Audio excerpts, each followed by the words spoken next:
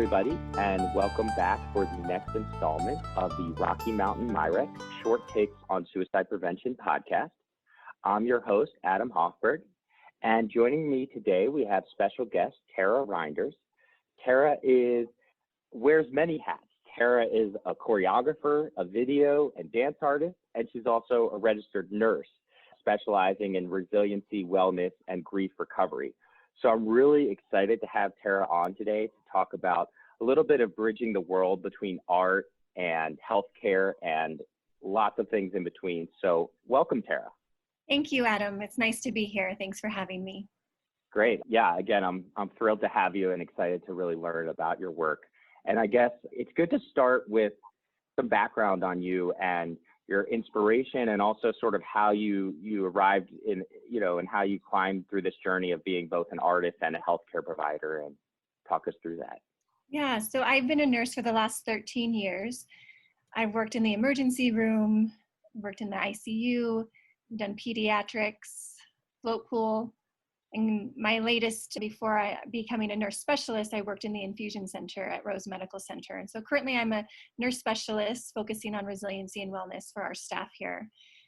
And I've always been a dancer since a young child and have pursued that my whole life alongside healthcare, and received my master's in dance from CU Boulder. It was a master's in dance and somatic practices. And I've been able to recently, in the last few years, be able to combine the two together. And like you said, bridging that gap and bringing the arts into places that it doesn't normally exist in. So I'll just jump right in some of my background. I've had a lot of experience as a patient's family members, and a lot of loss, and a lot of experience in the hospital as a family member. However, a couple of years ago, I was a patient for the first time myself, and I had an ectopic pregnancy that burst, and I had to have emergency surgery. And that experience was really traumatic for me from the beginning all the way through the end. And yet at the same time, I was wearing my nurse's hat, watching things unravel and things play out and taking it all in, and had some really incredible experiences and also some really tough ones. And I remember when I pushed the call light for my nurse because I started fainting, and I knew I was bleeding out and I needed to go to surgery. And I was on the floor back in the corner, some corner room on telemetry, I think, as an overflow patient. I remember pushing the button and nobody would come, and they finally said, "What do you need?" I was like, "I need my nurse. I need to go to surgery." And then after that, my nurse came in and I passed out.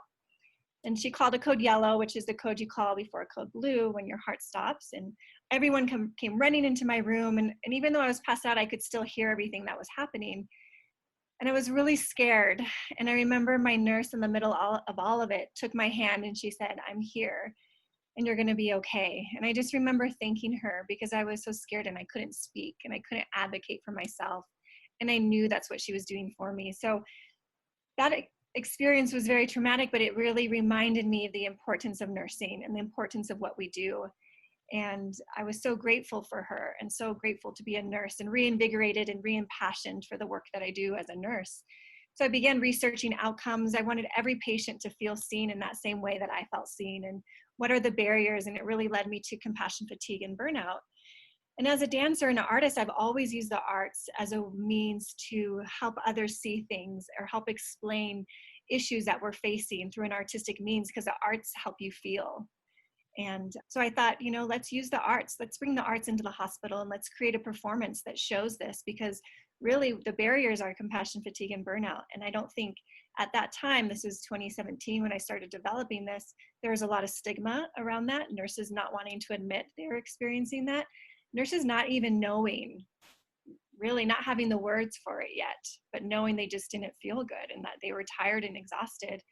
And also raising awareness publicly to our healthcare executives as well as the general public about this, really epidemic that we're facing as in healthcare, and not just for nurses, but all healthcare providers. So we created a performance called First Do No Harm, and I worked with local artists. I worked with a local scriptwriter, Edith Weiss. I brought in other co-directors, one from New York City that I had worked on who did immersive theater. And I performed in an immersive theater performance called Sweet and Lucky that happened at the Denver Center for Performing Arts. And another co-director from Lebanon who had worked together in the past. And immersive theater is so powerful because it brings you into the story. So it's not just sitting and watching this performance on stage, but we created the hospital as our stage. And we walked people through the halls of the hospital, and we spoke to the guests, to the audience members. We brought them into situations. They had one-on-one experience with artists where the performance couldn't exist without them. So that's the difference between just regular performance and an immersive theater performance. You can actually hear, taste, smell, and be a part of it in some way. And that was really important because they really got to see from the nurse's perspective. So the script was really written from the patient's family perspective and the nursing perspective, which is a perspective that you don't hear very often. And my goal was that I wanted nurses to feel heard and seen and cared for. And that's really the goal of the clinic. Yeah, and so we created that performance at Rose.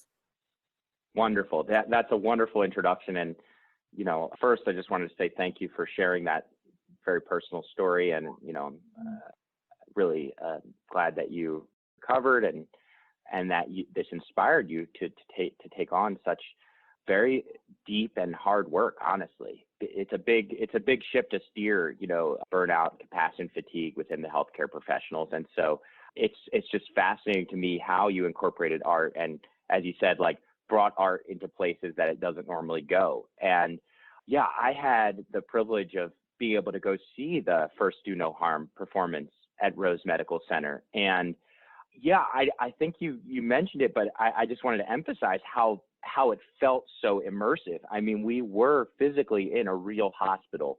We were seeing interactions and patient triaging and things as if we were really seeing somebody coming into the emergency room, and how the nurses responded and the healthcare team came together to stabilize, and then, moving into different stages and different locations within the hospital throughout that process. So it's a really fascinating and powerful way to express this.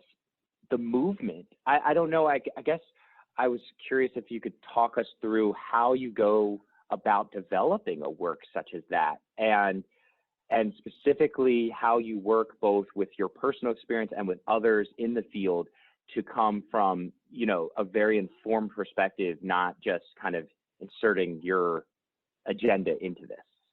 Mm-hmm. Yeah, that's a great question. So we did a lot of research beforehand. And like I said, I started with research around compassion fatigue and burnout.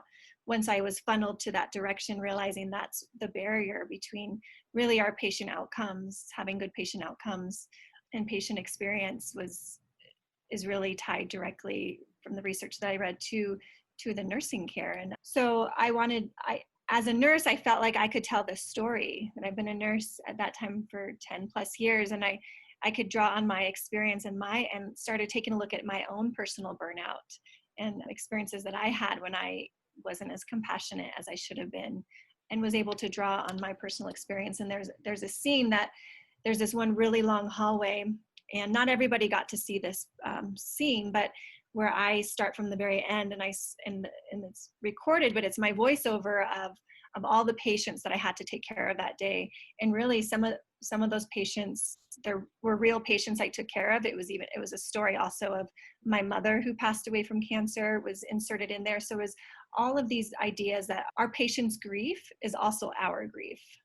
And as much as we think that it's vicarious, but it also becomes, we relate to our patients in different ways. And so they become our grief stories. And so I slowly start from the back, and then I start moving, and I do these movements, and they get faster and faster. And then I just start running, and you hear nurse, nurse, and just to show this idea of the nurse running from here to there and watching it all play out, and her getting exhausted, but still standing up because these people need her.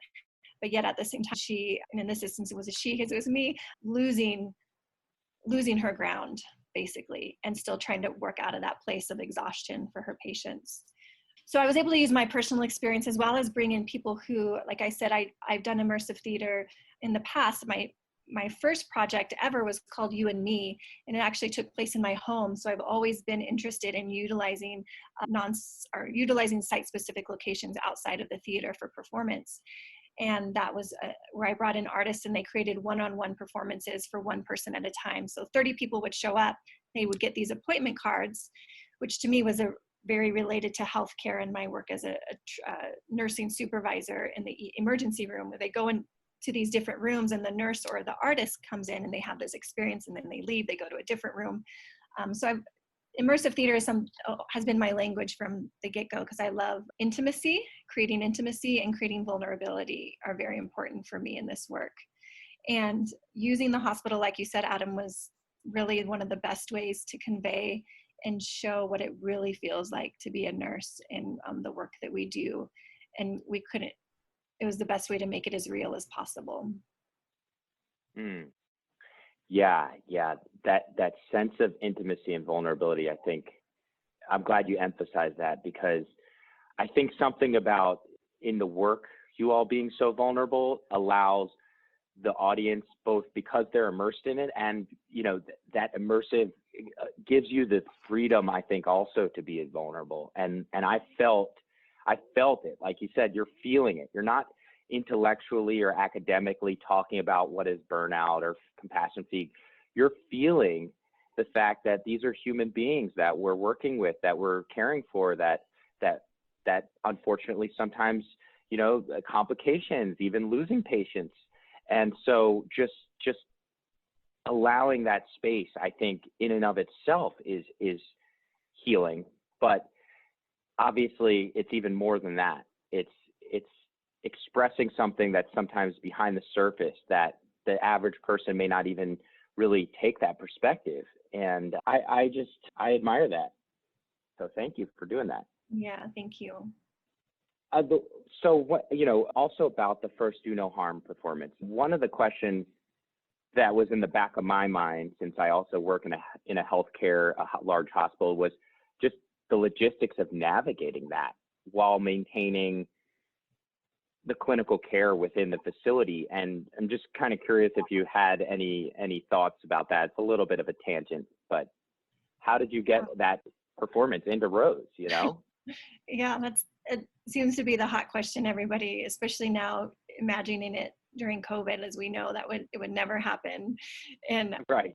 This was pre-COVID. I'm glad you're mentioning that. Yeah, pre-COVID, but even pre-COVID, everyone was like, how did that happen? And I think, I had an incredible, he's our CEO is at a different hospital now. It's Swedish, but our CEO was incredible, Ryan Tobin.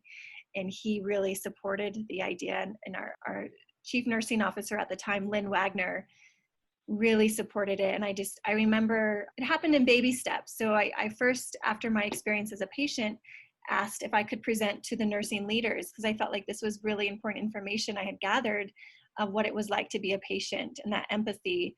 And I thought there were some pearls of wisdom that I could pass on from that experiences and doing it through the arts perspective. So I first spoke to our nursing leaders and used the arts to do that. We did some blind contour drawings of each other.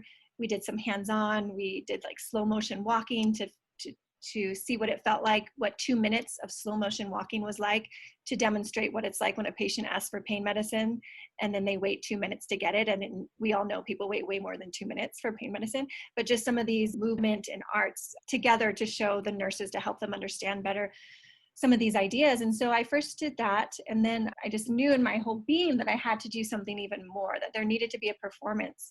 And so I brought the idea up to the to Lynn, our chief nursing officer at the time. And she's like, let's do it. And I think that she said that because I had a long relationship with Rose. I've been there now over 13 years and have continued to build that relationship with her, with everyone. I know a ton of people in my hospital. So for me, it always comes back to relationships, who you're caring for, and then them knowing my heart and desire was to care for our nurses.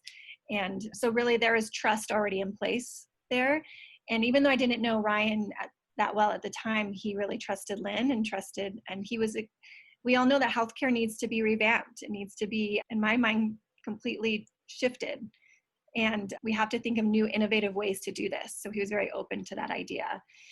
And like I said, I had a network already in place. So I was already knew a lot of security who worked there. I know environmental services. I have all these people already in place, and then was just able to ask them to join us, as well as my relationships within the community with artists and my relationship with Leah Bonfilio, who is in New York City and works for Third Rail Projects, an immersive theater company, and my friend Jad Tank, who did a lot of You and Me, and these two helped co-direct the show. So it was really just drawing on my people to make this happen. Mhm. And I think the biggest thing that nurses said that for me it was so successful, we can look at that it sold out every night. We added multiple shows, which was incredible.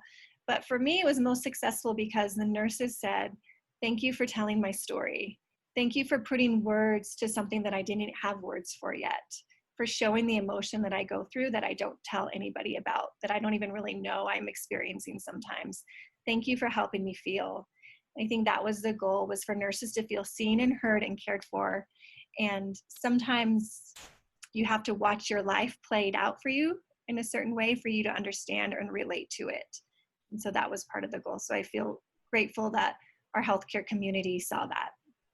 Yeah, thank you. An incredible feat. I think anybody who works in a healthcare system can see that. Putting something like that together is just, really impressive. And you mentioned, just going back to your point about how you were doing a 2-minute exercise to imagine what it would be like for a patient that's waiting for their meds. And it took me back to some different scenes from the first Do No Harm where the pacing you really captured the pacing. So, whether it was the rhythm of the heartbeat as you're triaging and doing the sort of, I guess hospitals or just healthcare in general has that sense that, some things happen very quickly and then there may be really long quiet and more contemplative sort of introverted time when the patient's on their own, and then flurry of activity.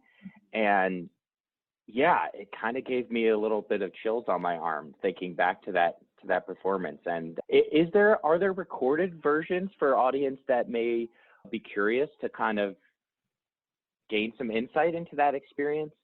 Yeah, I do have like a 2 to 3 minute kind of capture, a montage of the experience that I can share, as well as the hopes ultimately to have a larger documentary with all this work that we're doing around compassion fatigue and burnout, especially around COVID as well, and be able to offer that at some point. But I'll share that what we currently have with you. Absolutely. Great. That would be wonderful. And we'll include that with the podcast notes. So listeners, you can really see this for yourself. Cause I think as we sometimes say, words don't always do it justice. And I think that's really the amazing power of this art is, like you mentioned, you are putting some words to people's experiences, but it's more than just the words. It's the physicality of it. Like you said, of the running and the darting back and forth between different rooms, and just seeing how hard our nurses and our healthcare staff are working to help our patients, and acknowledging that. And, I think that's a little bit of a natural transition to maybe talk a little bit more about COVID and how your work has taken on some new projects, and how obviously the landscape of healthcare has changed immensely since COVID. And maybe we could start with how you're doing as a nurse right now, just maybe at that level. And then we could talk a little bit more about some of the work that you're doing right now. Yeah, I think I'm feeling really sad about where we're at and what we've, especially the last few months, have had to go through as nurses. And I think I feel confused sometimes when we're in the midst of this, and yet at the same time we're being called heroes and angels, and I understand the sentiment and I'm very grateful, but it also feels confusing to me because I feel confused about that. And I think something that I'm working on is being able to better express what it is that we do as nurses in the nursing profession, because I think a lot of times hero and angel are words that are being used because we don't have the language yet to talk about how to support our nurses and how to thank them. And so that's the language we fall on because that's what we've been taught. And I get that. And I know, again, the intention is so incredible and I appreciate that. But I want to give a new language around what we do. So I feel sad and confused. And I also think more than ever, I feel passionate about this work.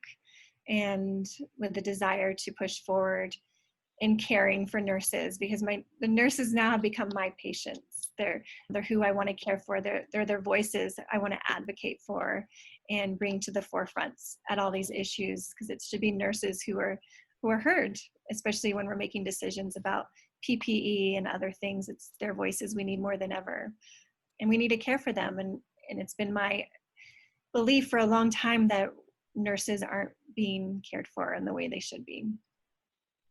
So thank you for asking. Absolutely. Yeah. And again, I think as we talked about, the reality is things are very complex, and that truth is important to voice.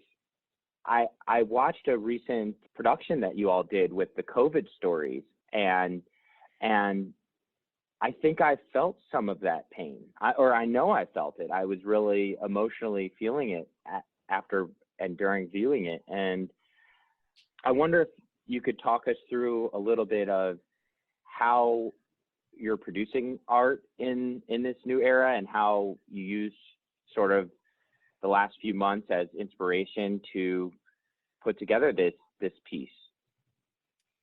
Yeah, so COVID stories came out of a desire of mine to bring nurses together, but also to share our stories. A lot of times, my understanding and research around resiliency is the more you can support someone in the midst of the struggle, in the midst of this pandemic, the more resilient they can be. It's not something that happens afterwards, which is usually our reaction. It's a reactionary response. So what can we do right now in the moment to support and care? And I've always, my baseline is movement. My language is movement and dance and the arts.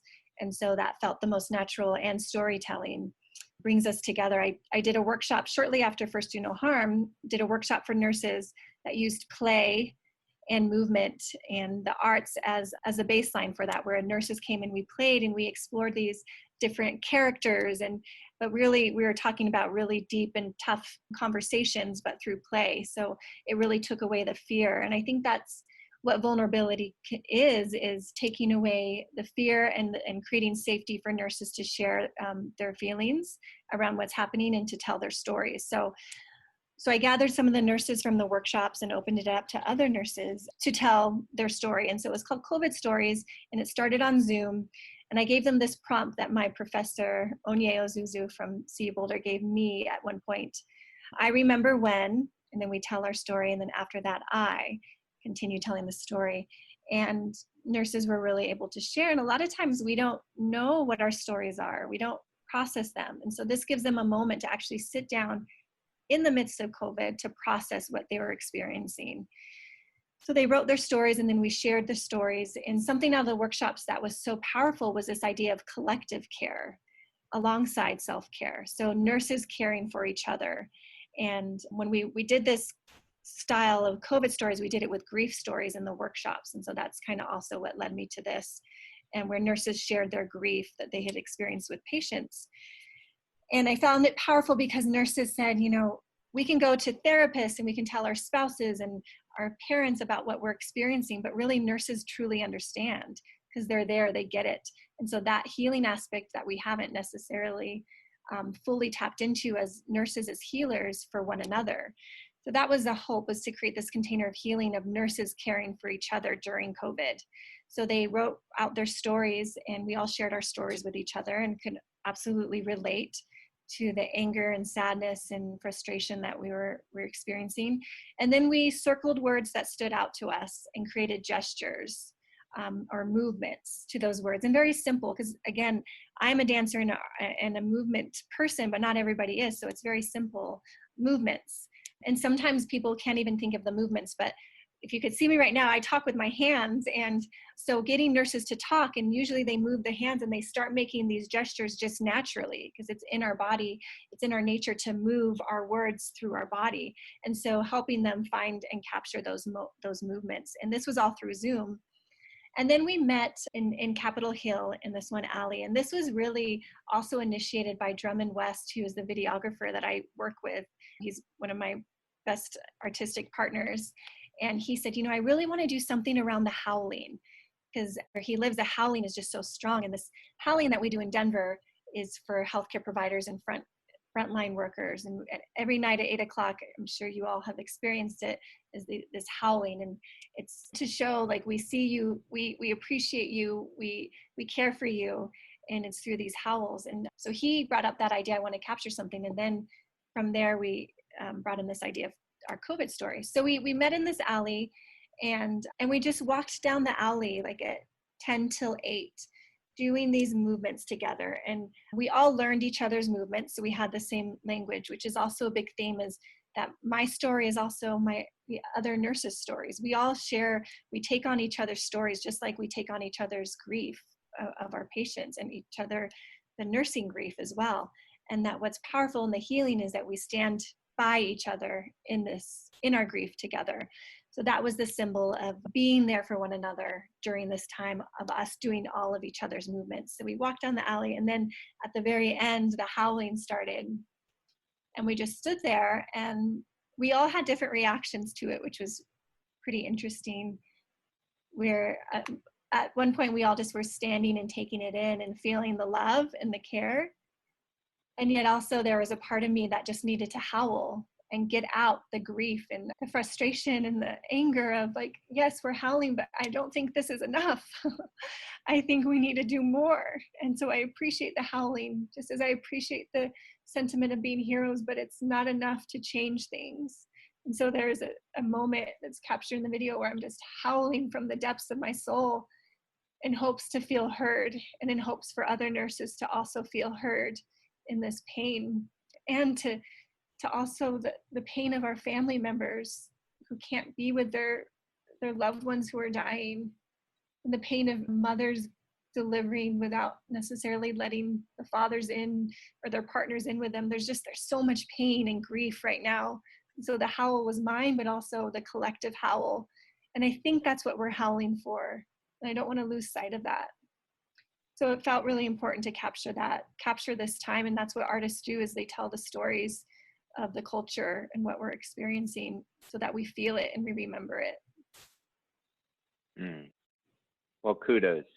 And also, I think we keep returning this sense of vulnerability. It's like, thank you for allowing that self, that part of you, to be captured in that vulnerable place, because it did send the message. I felt that. I felt the soul, the depth of that howl. And, when I hear that howl, actually, since watching that video, I don't hear the howl the same when we hear it at night. And also, like, I don't know, but it takes on this, for me, this image of like an injured wolf or an animal that's really hurting. I mean, and that's that collective pain, the individual pain, but that's, amplified at a level where we're all sharing in it as well. But then, somewhere in that howl, in that remarkable amount of pain, I hear strength too.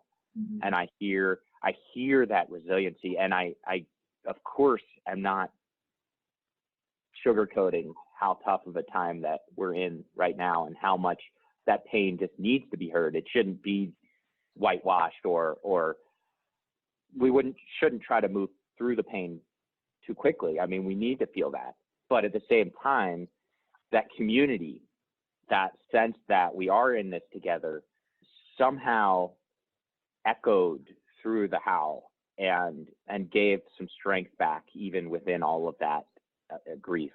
All of that to say, it was and is a beautiful video. The dance is so soulful, and you all are wearing your uniforms still, and you really feel the health. I think nurses are being heard, and I would submit that extends to other healthcare professionals as well. That you're coming from a perspective of a nurse, but we can see that this is bigger than just nurses as well. This is our whole healthcare system.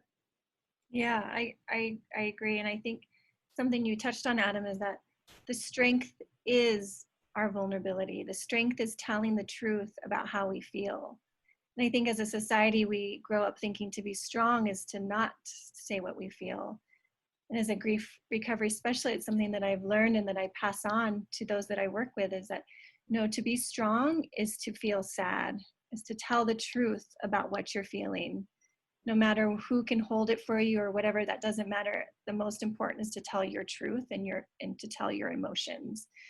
And it does cross boundaries from nurses to doctors, because it's a universal, sadness is the universal truth. We all know what sadness is. And I had a doctor say, she'd been keeping it together pretty well until she saw that. And she's like, yeah, that again showed me the grief that I was feeling. And I just wept and wept. And that's what the arts do, is they allow you to feel in a way that you can't feel intellectually. You embody it differently. Mm-hmm. Yeah. And I have to admit, I was feeling very vulnerable, but of course I was sort of on the viewer side watching a video, so nobody saw me crying in my living room, but I felt it. And I think, again, I just admire that courage that you all, through many of these works, have just put that vulnerability out there for others to see and feel themselves. So yeah, I'm just so glad that you could share this work and be on here today to just capture even a smidgen. Hopefully it gets people interested enough to then go actually, watch it themselves, because sometimes words don't do it justice, like we talked about. So yeah, absolutely. Well, Tara, as we start to wind down here, I kind of just wanted to talk a little bit about what you've learned throughout these immersive works, where you're going to go from here, and just how do we, continue to move this needle to raise awareness and prevent and help work with providers around compassion fatigue, burnout, and again, in today's era, just how important that is more than ever. Yeah. I think I've learned that this work is really important. It always felt important to me from my experiences, and through the research, I knew it was an issue and really an epidemic. But the more I dive into it, the more experiences I have with nurses working on the front lines, the more I know how incredibly important this work is, and that we should be putting our resources into caring for those who are caring for others. And yet there is this beautiful resiliency that nurses have that is inspiring, and yet it is something that we can teach, because not everybody, it's something that I think, again, it's the language where a lot of nurses are, it's just who I am. I'm just, it's what I do. I want to care.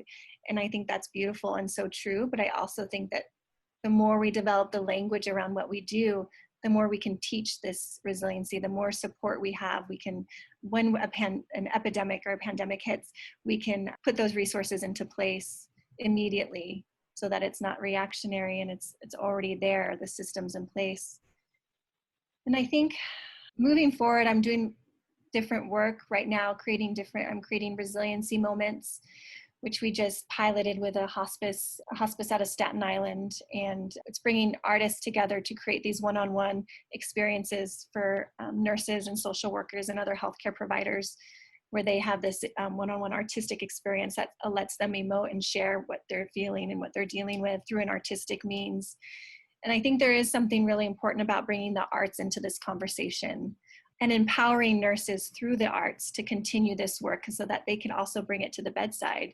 That ultimately this work benefits our patients, which is so important, right? But also for me, the most important is that our nurses are feeling empowered. And so with these resiliency moments, we have the artists doing it, but ultimately the goal is to bring nurses in to create these artistic experiences for other nurses and other healthcare providers.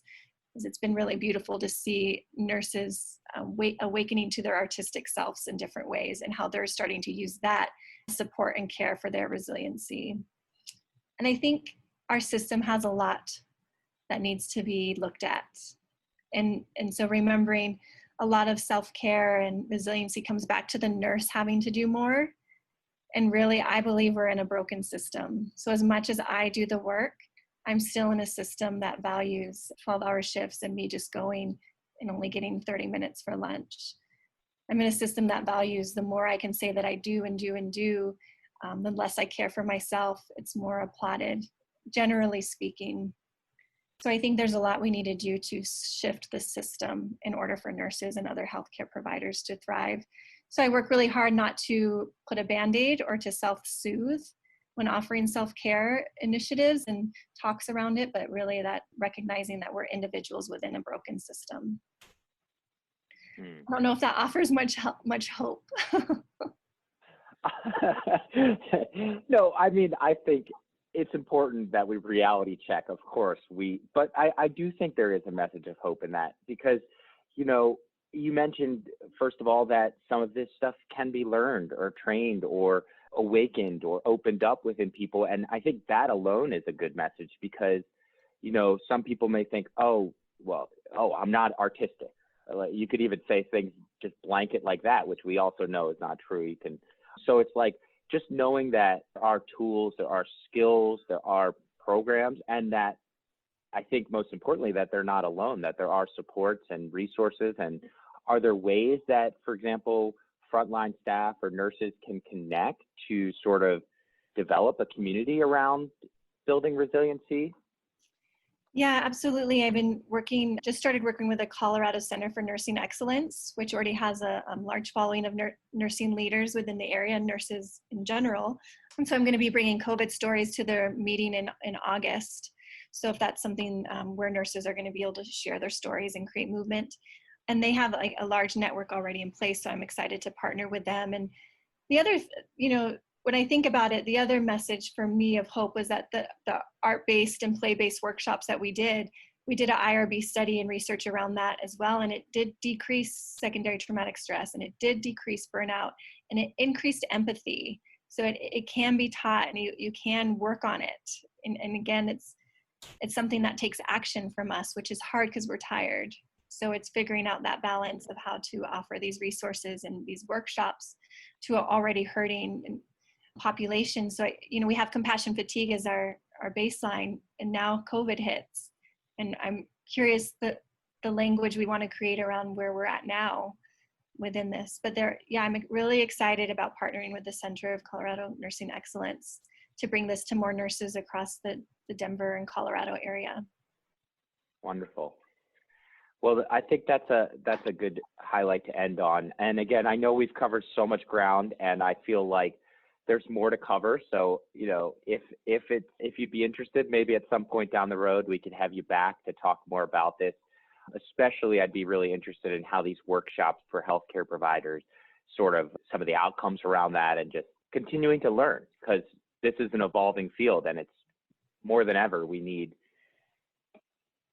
compassion and ways to support, our continued healthy, emotional and spiritual and everything. So yeah, do you have any parting words to leave us with, or? Yeah, I guess I just want to thank you, Adam, for this work that you're doing and raising up voices and creating a space for others to share about their research and their work around mental health and mental wellness. I think it's so important. And I guess the only last thing would just be to remember to tell the truth about how you feel, no matter what. I think that's really important, to be honest with yourself about what you're feeling. Okay. Well, Tara, thank you so much again. Listeners, we're going to include some great links so you can learn more about Tara and the clinic and all the amazing work that Tara and her collaborators are working on. And if you have any questions, comments, feedback, reactions, we'd love to hear from you about today's episode. And if you like what you heard, please remember to give us a review and share with your friends so we can elevate these voices and these works even more. So thank you again, Tara. Thank you, Adam. Absolutely. And until next time, join us for more interviews on important work on suicide prevention, mental health, and resiliency. Take care, everyone.